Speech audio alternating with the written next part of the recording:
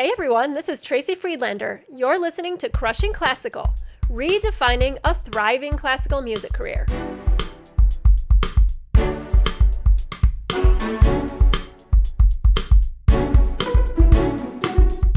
Today on the show, I have Los Angeles Philharmonic's second trumpet player, Christopher Still, who is also the founder of the company Honesty Pill.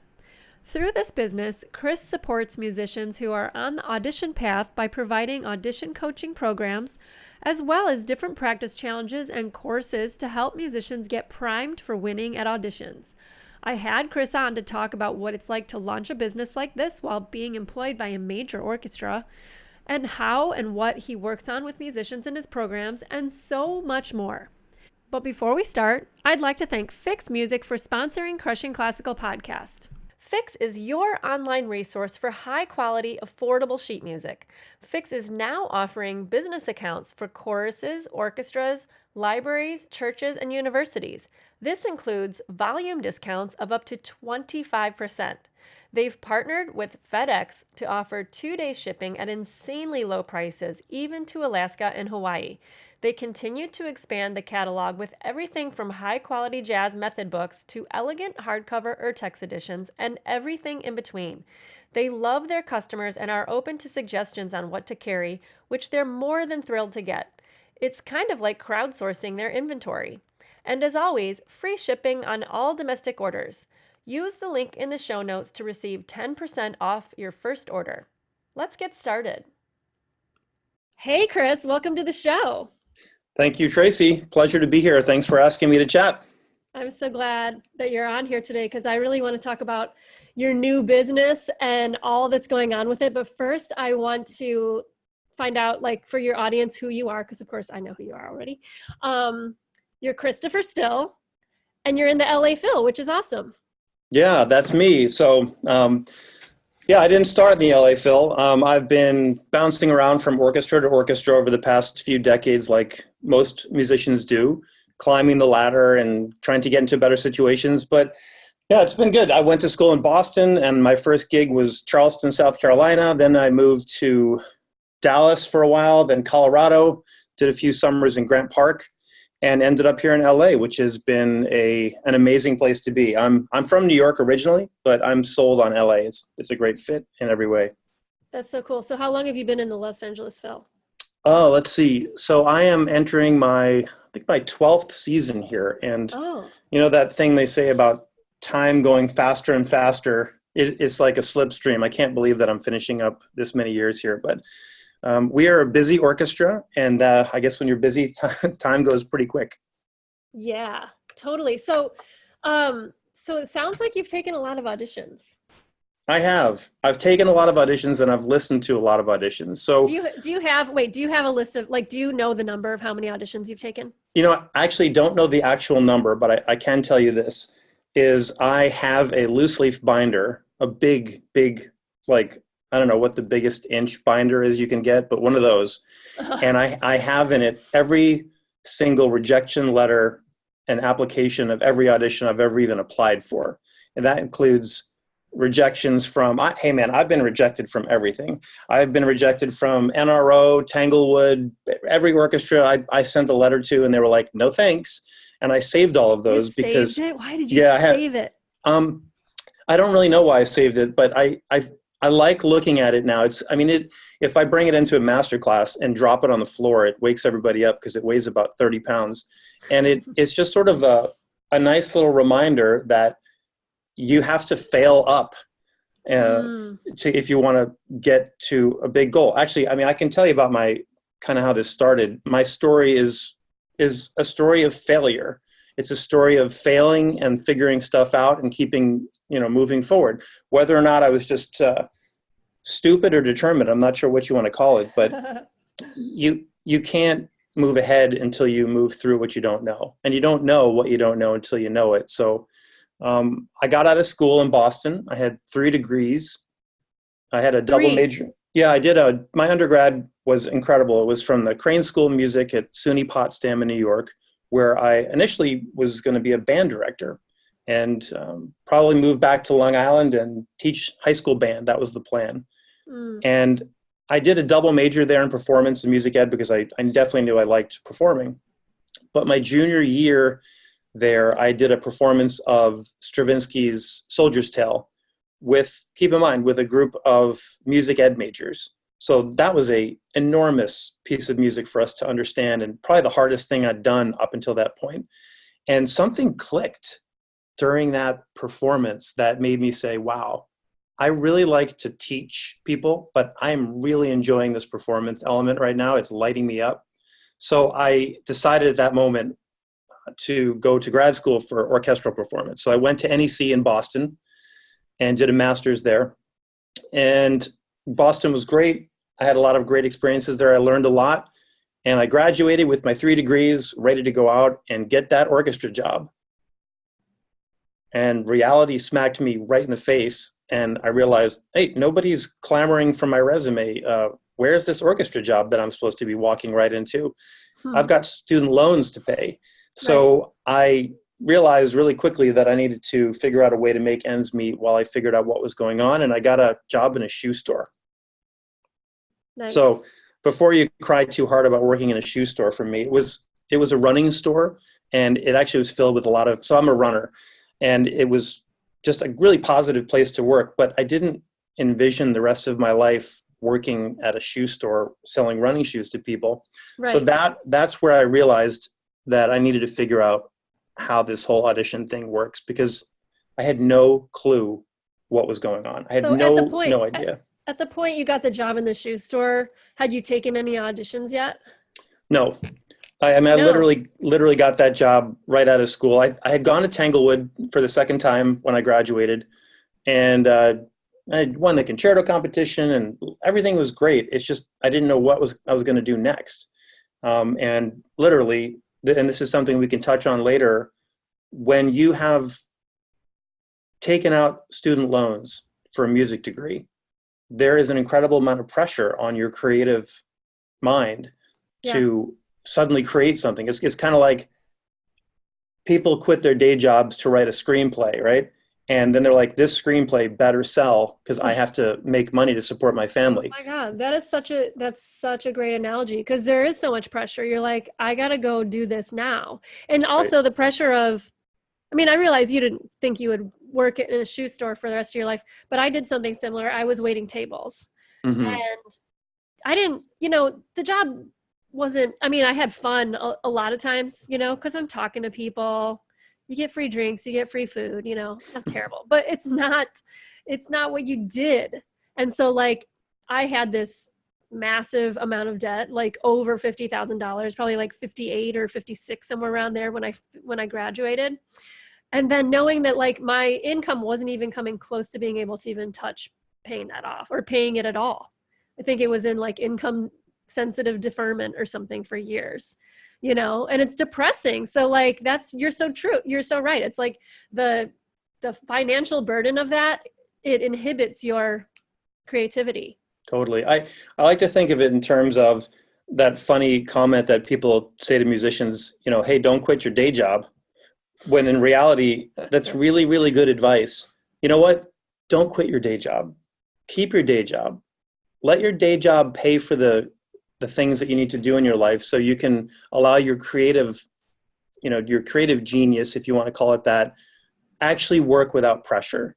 And it's through that sense of freedom, and literally not that the shoe store job was paying all my bills, but it did allow me the freedom to say no to some of the gigs that were coming up, so I could go and practice and figure out what am I going to do to make this big dream occur. And I think the ability to do that was what made it eventually click.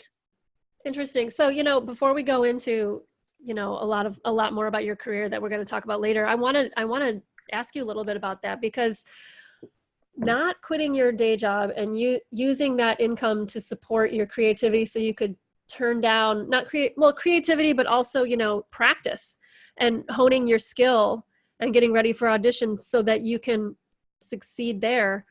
And turning down gigs. So tell me, like, what do you think about that? Because one of the things I did was I really thought it was important to take every gig that I was asked to do, because I was simultaneously thinking I need to break into the scene in Chicago. That's where I did my master's.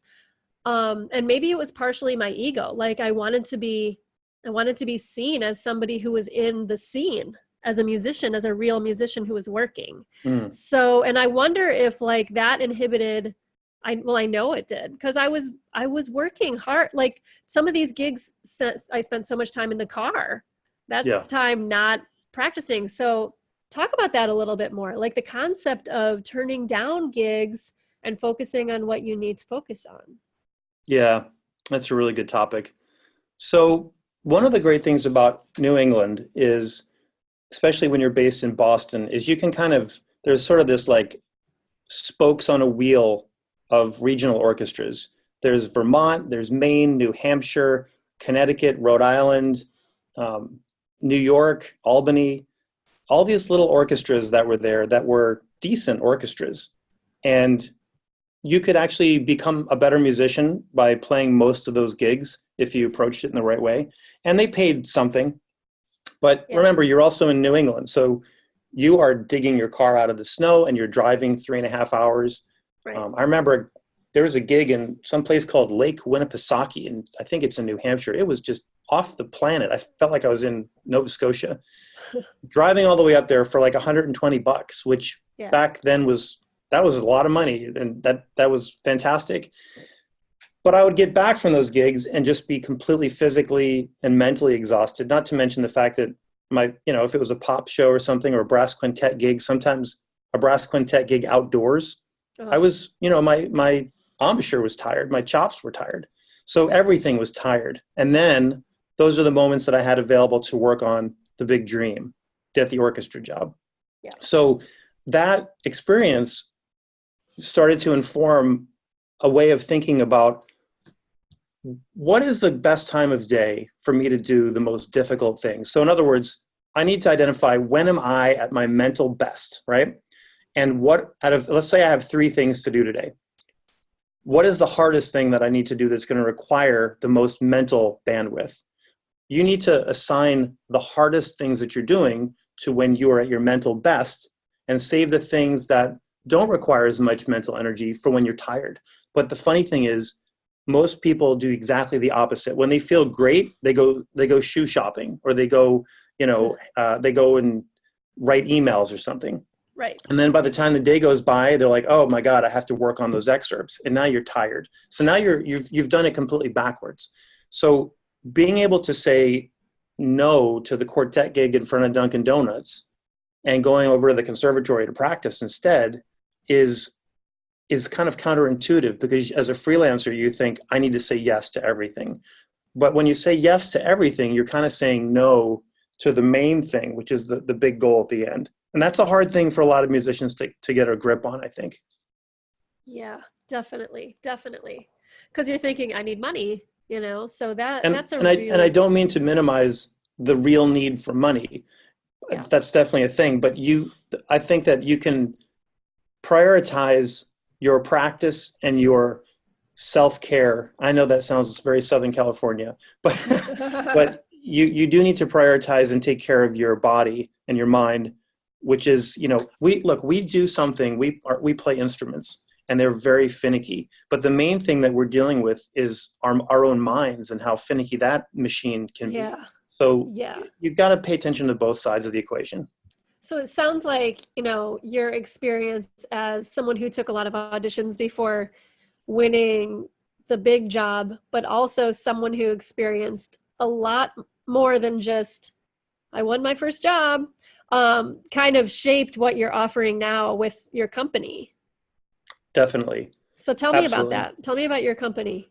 Sure. So my coaching company is called Honesty Pill, which is it's a funny name because people always look a little strange when I say the name of it. I don't know why I named it that. Both of my parents are pharmacists, so maybe that had something to do with it. But I find that people are afraid to take a close look at what they're doing wrong, even when they desperately want to succeed.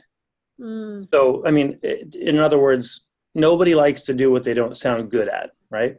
Yeah. So my goal is to help people tackle their issues and make those things a priority instead of sort of sweeping it under the rug. And I kind of call that way of practicing swallowing the honesty pill. So that's where the name of the company came. But as far as what informs that, I mean, I took 7 auditions when I started taking auditions and didn't advance in a single one. And I got really, really terrible comments back from the committees about articulation and sound and projection and time, and everything was just not positive. And like I said earlier, either I was too stupid or too determined to give up, but something happened where I was doing late night practice sessions and I was learning and was figuring things out. And suddenly these things started to work, and I call it the X factor. And for me, the X factor was self-recording and using a practice buddy.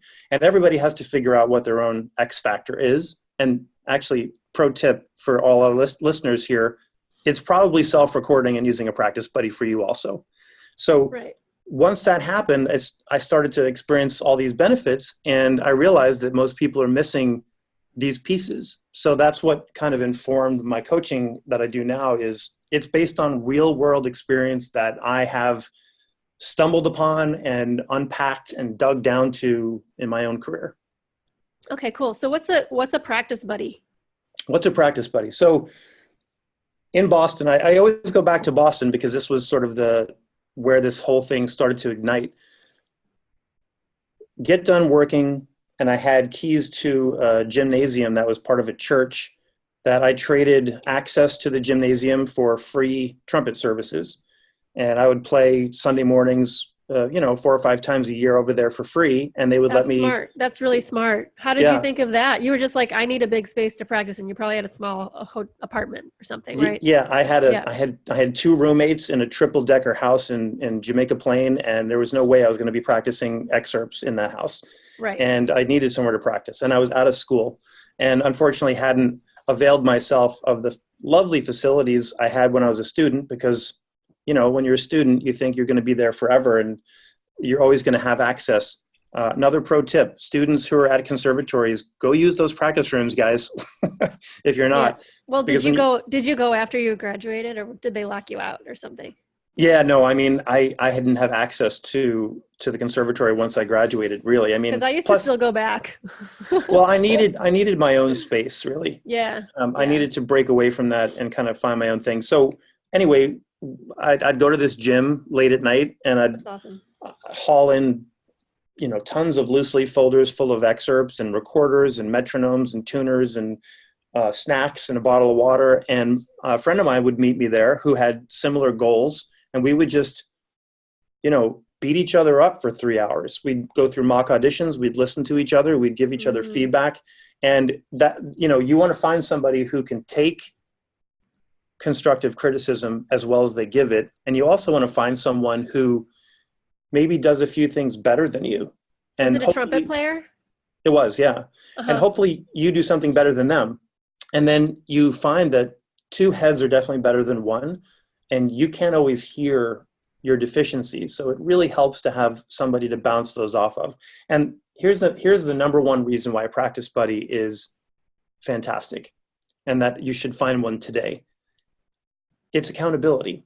If you say, hey, I'm going to meet you over at the gym at 10:30 on Thursday night, believe me, you don't want to practice at that hour, but that's the hour that you had available, even with all of your good calendar blocking and your prioritization. That's the hour you had free. That's when it's going to happen. And you know that you're going to be a real disappointment to that person if you don't show up and they're standing out there in the snow waiting for you to unlock the place.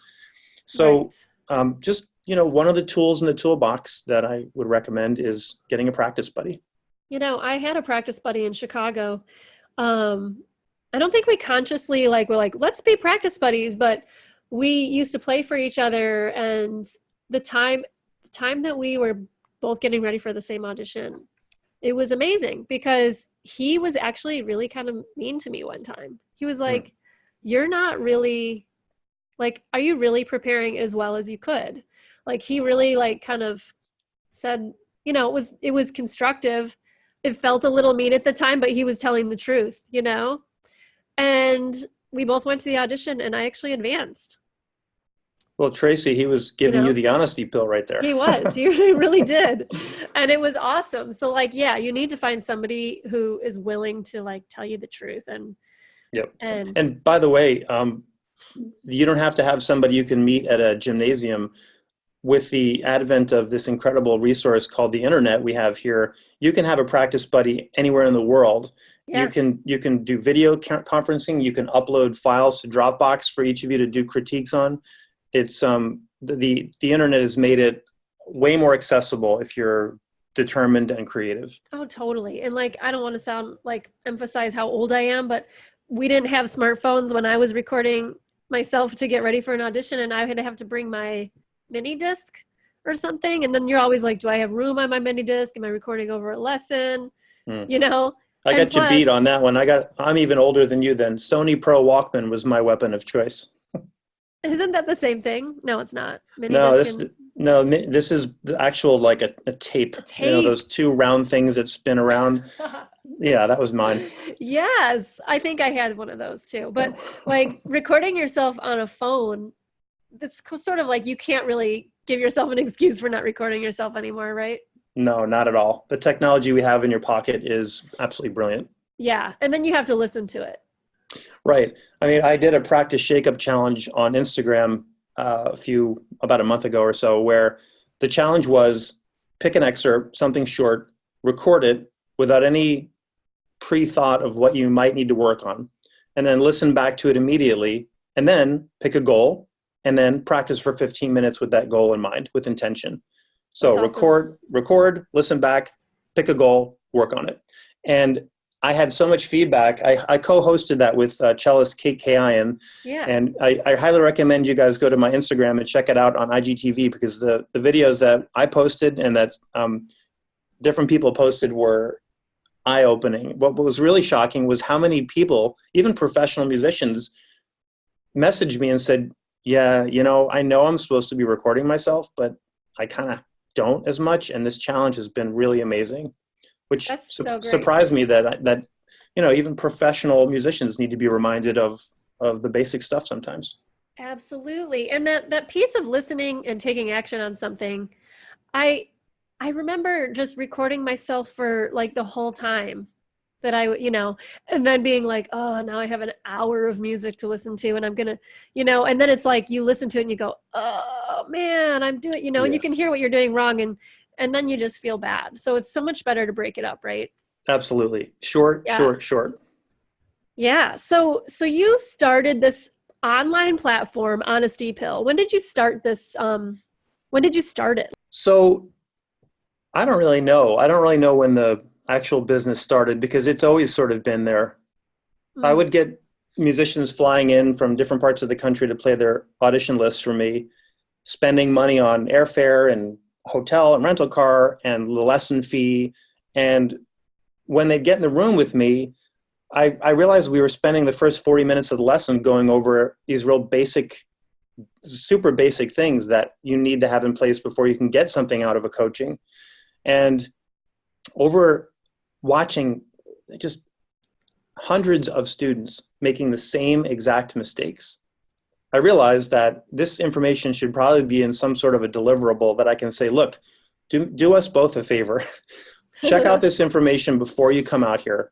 Yeah. And once you get these things organized and you get these processes in place, then come get a coaching, and I can help you get from 50 to 100 instead of 0 to 50. Because I think my time is better spent with you, getting you sort of over the polish at the end, because that's really why you come to somebody who's, in a major orchestra to get the insights of that. And the things I was coaching them on were basic things that anybody could have taught them, including themselves. So I kind of distilled that information into an online course. Well, I actually didn't make it an online course at this point. It was just a course, a set of things to do. And when I realized that I could reach people who didn't have access, didn't go to a great school, or didn't have a great teacher, or maybe they're out of school and they still needed to figure some things out. So I put that together as sort of like, look, before you can begin this audition process, you need to get a plan. You need to have a strategy. And so that became my first course, which is called the Strategy Session, which is available on my website right now, which is just a primer in organization, productivity, and mindset. It's a short course, it's concise, but it's very impactful. And so I guess I probably launched that course sometime last summer. And I built the website about a year ago, and I've been kind of tweaking it and playing around with it. So I don't know, maybe a year ago, year and a half, something like that. Okay. That makes sense. And so like, just, it was kind of born from meeting and coaching people after they've, moved mountains to get to you physically. And you're realizing, oh my gosh, if I could have given some valuable information to them before, and they could get all this stuff in place before they get to me, then, the success rate will be exponential, right? Because then their starting off point is much further down the road. Absolutely. And here's a big secret. Nothing that I teach, either in the Audition Accelerator, the strategy session, or any of my lessons that I coach, is rocket science. None of it. It is all so basic. Things that are profound are usually really simple.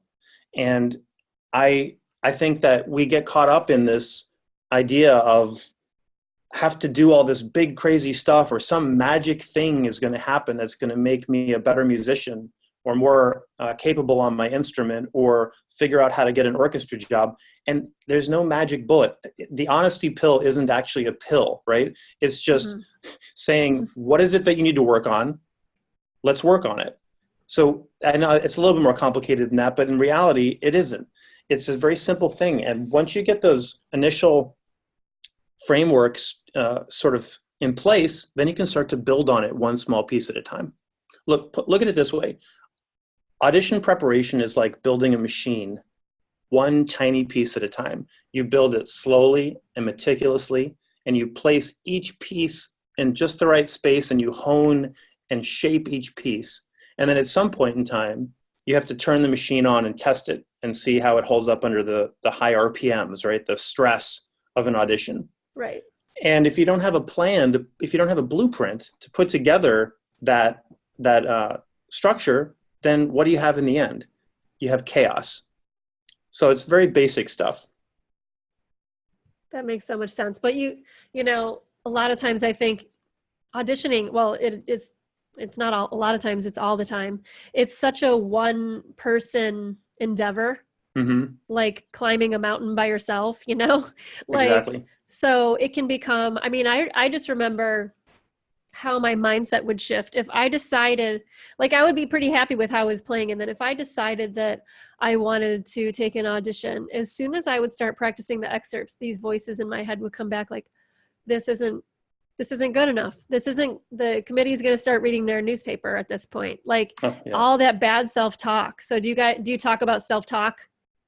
Oh my gosh. So there's so much mental mindset components to preparing for an audition. I don't even know where to start, but negative self-talk is a big one.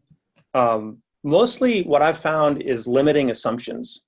For example, if I said, what's your big dream? And you said, my dream is to be the principal harpist of the Chicago Symphony. Okay. Mm-hmm. The immediate challenge or assumption that a person might make is, well, it's really hard to travel with a harp, and there's only one harp in the orchestra. There's very few positions. There's so many people and so few positions. There's no way I'm going to be able to beat that competition. Those are the things that flood into a lot of people's minds when they consider their big dream. And you have to stop and ask the question, something like, okay, has anyone ever won a harp audition in an orchestra? And the answer is, yes, of course they have. Okay. So is it true that you can't win a position in an orchestra just because there's only one and the instrument's difficult to travel with and there's a lot of players? Yeah, no, that's probably not true. Okay. So is it true that you have a possibility that you could win a job like that too? And then suddenly you realize, of course it is. In fact, it not only turns it around from negative self-talk, it turns it around to, well, don't even suggest that. That's ridiculous. Of course I have the opportunity to win a job. And so that's just one example, but negative self-talk is classical orchestral musicians are really good at being creative and sabotaging themselves with their brains. Yeah. Yeah. You know, another piece of the self-talk negativity that I had, and I don't know if you talk about this much with your groups, but um, for me, it was money. Hmm. Like the concept of, am I worthy to get paid? Like when you decide to take an audition for one of the top five, you're suddenly looking at having, if you're a freelancer or someone who plays in a smaller orchestra, having a giant leap in your salary. Hmm. And so that for me was like a really big hindrance, because it was what I believed was possible for myself as far as my income. So I Yeah, wonder if you've, that is a big one. Well, I think that I hadn't really thought of it in those terms, but you kind of made me think of something where we actually have this thing in our industry called the starving artist, don't we? yeah, Where, oh, you're a starving artist, and oh, I'm just a starving artist, and it's almost romanticized in a way, but there's no reason why you need to starve or think that your value is you're not worthy of making a living wage or more than that because you want to be a musician. I think it's something that we get put upon by our family and our friends, and they say, "Oh my God, wait, do you play the trumpet for a living? How's that even possible?" yeah, Or, I mean, I meet people, mostly LA is pretty hip to the fact that we have an orchestra here, but I do meet people occasionally who, when I tell them what I do, they're like, "Oh, well, wow, that's crazy. So what's your regular job for? You know, what do yeah, you must teach too, right?"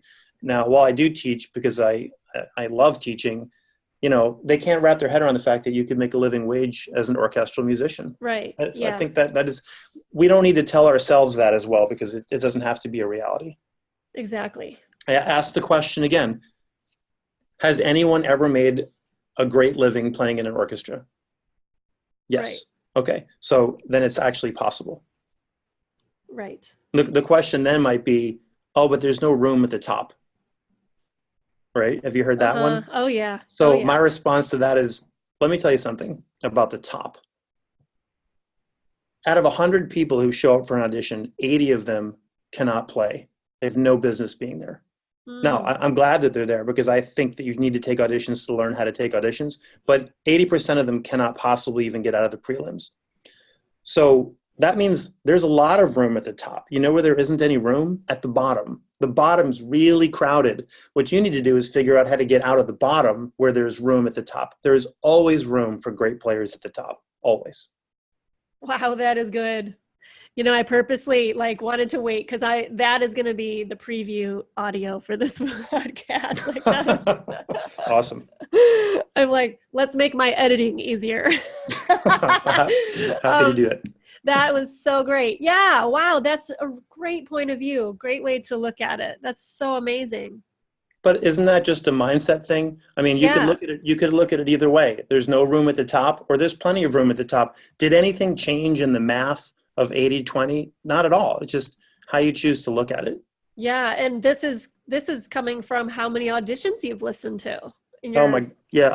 I mean, career. I've listened to hundreds and hundreds of auditions on every instrument. So Actually, the only, you know this math is right. You know. oh, absolutely. Yeah. 100%.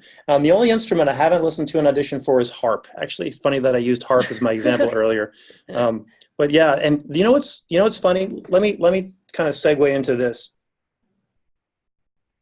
Most people who are taking an orchestra audition, here, let me put it this way. Most musicians who are determined to win an orchestra audition have no idea what a winning orchestra audition sounds like. Mm, Isn't that crazy? Like, yeah. how can you possibly visualize doing something when you don't know what that thing is? For example, if I asked you to close your eyes and visualize shooting a basket into a basketball net, if you'd never seen that or had any idea what I was talking about, it'd be really hard to visualize it happening. And if you can't visualize what it's like for you to do it and do it over and over again, how can you make that a reality? So when I listen to auditions, doesn't matter if it's on the violin or the flute or the trumpet or whatever, everyone is making the same types of mistakes. Everyone. And that 80% is all making the same types of mistakes. And the committees have to say, thank you very much, and let them go, waiting for the 20% who have figured out what those mistakes are and how to fix those mistakes in their own Okay. playing. Okay, so here's the question then. For a winning audition, Are they perfect? Are they note perfect? Like, because I think everyone always just thinks, well, of course I know. It just has to be perfect. So when I first started taking those 7 auditions where I didn't advance, Yeah. I approached those auditions with the mindset of, you know what? I'm a great musician and I have this beautiful story to tell. And I'm going to come out with my heart on my sleeve and I'm going to convince the committee. And I would play that beautiful music from my heart. That's one thing I've always had, was like a vision of music that I wanted to make, right? And I didn't get out of the first round. Mm. So then I thought, all right, hang on a second. I have 2 choices here. I can either say, well, you know what? Those guys just don't get it. They don't get my voice, man. They don't understand what I'm trying to do here. Luckily, I didn't fall into that trap, but I said, okay, what's missing here? What's going on? Who's advancing? And then I realized, the people who advance must be some sort of perfect note, perfect robots. That's what I need to do. So I shifted my focus away from the music component and just worked on being just like completely robotic. Yeah. And you know what? I started to advance. Seriously? But I didn't make the finals. Okay. And I'm like, all right, okay, I'm in the semis now. This is cool. How do I get further? I want to win.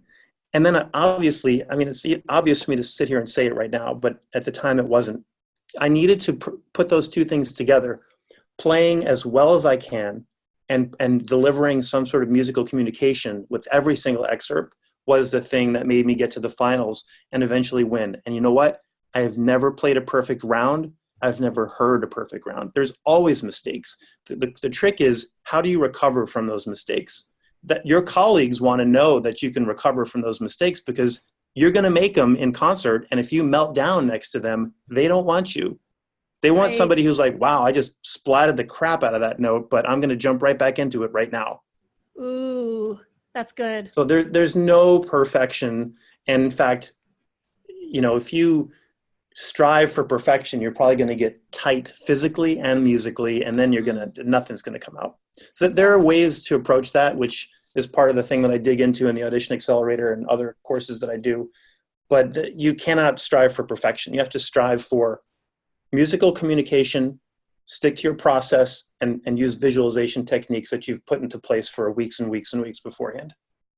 That's great. This is so valuable, Chris. I'm really excited to share this episode, but I do want to switch gears for just a second to serve my own needs. Sure. I want to ask you a question about branching out of your job in the LA Phil and starting a business on the side. I mean, it's on the side because you're still an LA Phil musician and you're still teaching just like you were teaching before, but you have an online business and you're becoming visible and a public figure in the space of, I now teach online to an unlimited amount of people, and I'm declaring that this is who I am online. A lot of times musicians who are performers are nervous and scared to kind of proclaim themselves as a thought leader in a certain area. So I just wanted to ask you about that part of your journey really quick. Sure. Let's see. So let me start this answer by saying that I believe there is no substitute for regular one-on-one in-person interaction with a great teacher. Mm-hmm. No substitute. However, not everyone is lucky enough to be in that situation. And even if you are in that situation, you can still learn a lot in the online space. In fact, in my experience, probably more than half of the missing information that I give to people through my online presence has nothing to do with technically playing their instruments. We do get into some specific coaching on excerpts and things, but most of it deals with other things that they didn't know about. So when you're an orchestral musician, we tend to be very one-track minded and think that this is all I do, this is how I define myself. In fact, if you're a freelancer and you start a business like this, coaching or productivity or whatever it is, oftentimes people think, oh, well, I guess you're done playing, and clearly You're doing that because you can't do anything else, which is so disappointing, because I feel like, when you tell kids learn a musical instrument. Why do we tell kids to learn musical instruments? Because of all the great things it does for your ability to resource and network and structure and discipline and keeping curious. And it just makes you better at math and science and this and that and the other. And then as classical musicians, we get into a rut where we use those skills in zero other areas in our lives. What a wasted opportunity for such a brilliant development that we've had since we were 4 years old, right? Right. So while I think that many orchestral musicians are very single-minded, I've had a really great experience. My colleagues here have been really supportive of this, although I went to a session a few weeks ago and I walked in and everyone's like, hey, Dr. Honesty Pill's in the house. And it was a little snarky, but at the same time, I think most of my colleagues think it's pretty interesting what I'm doing. Okay. And one of the best things that happened was I ended up doing a coaching over at Colburn, and one of the students in the class was a student of one of my colleagues, and they said, hey, I heard like you really gave a great class over there. Thanks. He needed to hear that. And that made me really happy that it kind of validated itself from without anyone knowing I was doing it.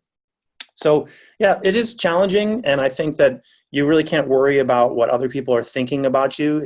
If this is what you want to do, go use that beautiful brain that you've been developing as an orchestral or a classical musician your whole life to do other great things in addition to or instead of playing, because I think that's a great opportunity. Yeah, I think so too. And I'm glad to hear that you've had a good experience up until now. Well, okay, I know that you have a program coming up and I would love to hear all about it. Sure. So I can give you this quick overview. The strategy session has been up since last summer, and I got a lot of requests for people working one-on-one with me on specifically auditions. And I was trying to envision a way that I could make that possible and still, reach people who needed the access.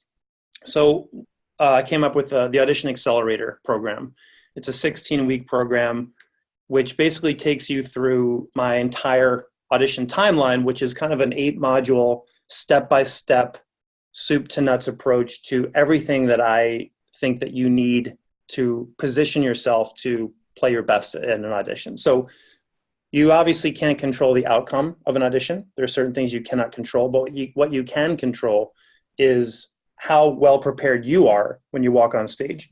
So again, the thing is called the Audition Accelerator. It's not the audition put together for the very first timer or the audition beginner. This is definitely a very focused, intensive program for people who've probably taken some auditions already, maybe advanced, maybe not, and they're trying to figure out how to get those last pieces in place, or even how to get out of the prelims if they're having a hard time, because I definitely have been there. Also, I found a lot of people who seem to be resonating with this course are in mid-level orchestras who really, really want to start climbing the ladder and getting into some of the bigger jobs around the country. And I definitely have experience in that. So there's a component in how do you level up what you're already doing, and how do you manage practicing for an audition while you've got a full-time job to hold down? Yes. So those are some of the components of that program. Awesome. So how do they sign up?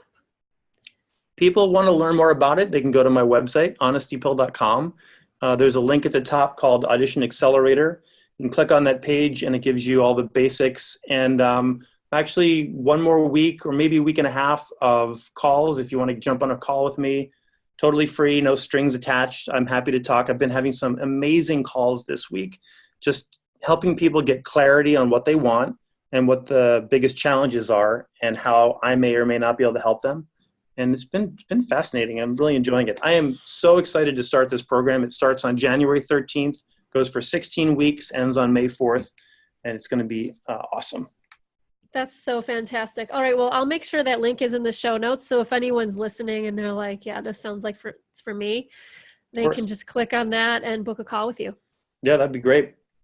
Awesome, Chris. Well, thank you so much for being on the show today. This has been so valuable. You've made this interview so easy for me because I'm like, there's some really good moments in here for preview.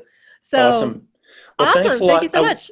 I wanted to offer your listeners too, If you guys want to check out the strategy session, your listeners, I'll send you a coupon code. I can give you 30% off that.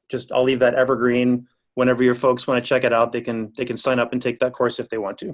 Sweet. I love that. Awesome. My pleasure. Special for Crushing Classical listeners. There you go. Awesome. Thanks a lot, Chris. Thank you, Tracy. Talk to you soon. I'm Tracy Friedlander, and you've been listening to the Crushing Classical podcast. You can follow Crushing Classical on Instagram and Facebook at Crushing Classical. If you haven't yet, you can go to Apple Podcast and subscribe, rate, and review this podcast. Your reviews help others to find these conversations. Thanks for listening.